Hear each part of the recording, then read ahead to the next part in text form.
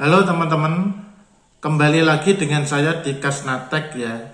Dan saat ini adalah sesi lagi yaitu tentang tanya jawab salah satu pertanyaan yang disampaikan oleh mahasiswa.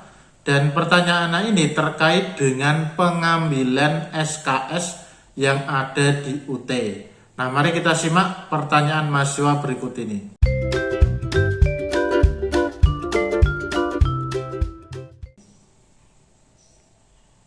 Teman-teman silakan baca pertanyaan yang disampaikan oleh mahasiswa tersebut yang ada di atas ya.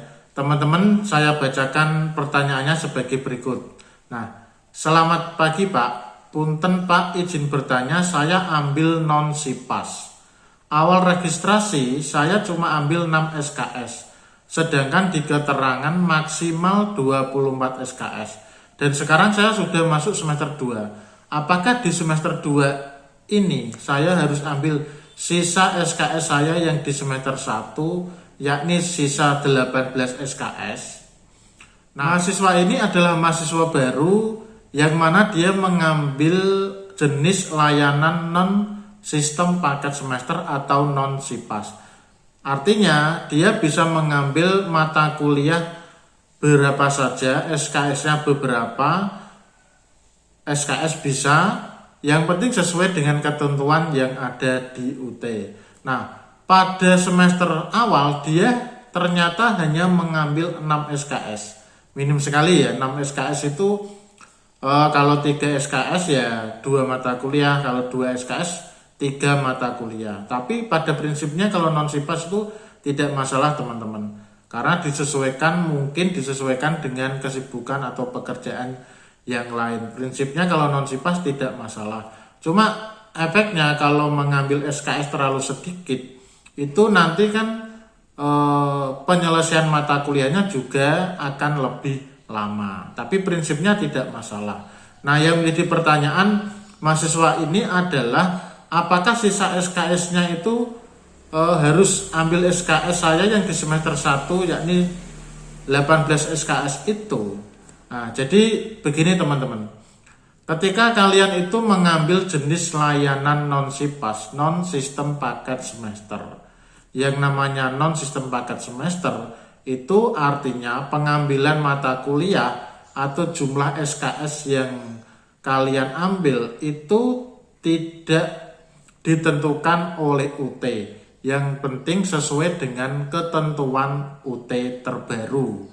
Begitu. Jadi kalian mau mengambil 1 mata kuliah, 2 mata kuliah, 3 SKS, 6 SKS, 18 SKS itu bebas sesuai dengan keinginan kalian. Dengan catatan, yang penting sesuai dengan ketentuan UT. Nah, ketika teman-teman mengambil 6 SKS sesuai dengan kasus yang dialami oleh mahasiswa ini, kemudian teman-teman apakah harus mengambil yang SKS 18 SKS itu di semester 2? Jawabannya tidak harus seperti itu.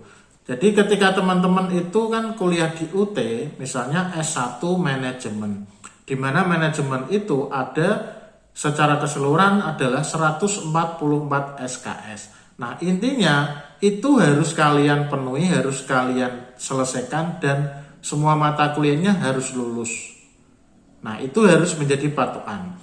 Karena ketika kalian mengambil non-SIPAS, kalian mau mengambil semester 1 6 SKS, semester 2 10 SKS, semester 3 12 SKS, itu prinsipnya terserah. Kalian mau mengambil mata kuliah yang dulu, prinsipnya terserah, yang penting sesuai dengan ketentuan yang ada. Namun beberapa mata kuliah itu sebaiknya diambil secara berurutan. Mungkin misalnya ada mata kuliah yang namanya seperti ini: akuntansi keuangan menengah 1, akuntansi keuangan menengah 2. Nah, itu pengambilannya ya sebaiknya secara berurutan. Akuntansi keuangan menengah 1 dulu, kemudian akuntansi keuangan menengah, kemudian yang kedua itu yang kemudian. Jadi 1 dulu baru 2 dan seterusnya. Kalau mata kuliahnya tidak seperti itu, menurut saya tidak masalah. Tetapi ketika kalian itu mengambil layanan non-SIPAS, walaupun bebas pengambilannya, maka sangat saya sarankan agar teman-teman itu tetap mengikuti pembagian mata kuliah yang telah disediakan atau telah diatur oleh UT tiap semesternya. Walaupun kalian tidak memenuhi, misalnya semester 1 itu 18 SKS, meskipun kalian tidak ambil 18 SKS, misalnya 12 SKS gak masalah, tetapi akan lebih baik jika pengambilannya itu secara berurutan. Jadi semester 1 selesaikan, semester 2 selesaikan, dan seterusnya. Meskipun ini memang juga tergantung juga dengan jam ujian. Kemudian jenis mata kuliahnya apa, apakah praktik atau praktikum, ataukah harus praton dan sebagainya.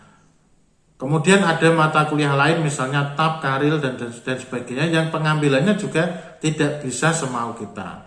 Nah, jadi prinsipnya itu kalau sesuai pertanyaannya, apakah saya harus ambil sisa SKS yang di semester 1 yakni sisa 18 SKS?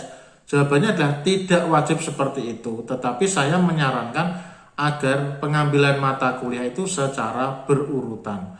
Karena saya yakin pengaturan mata kuliah yang ada di katalog kurikulum itu sudah dipertimbangkan dengan baik oleh UT agar pembelajarannya itu dapat kalian tempuh secara berurutan sesuai dengan tingkatan mungkin tingkatan mata kuliahnya itu yang semakin lama mungkin semakin mendekati ke inti dari program studi tersebut.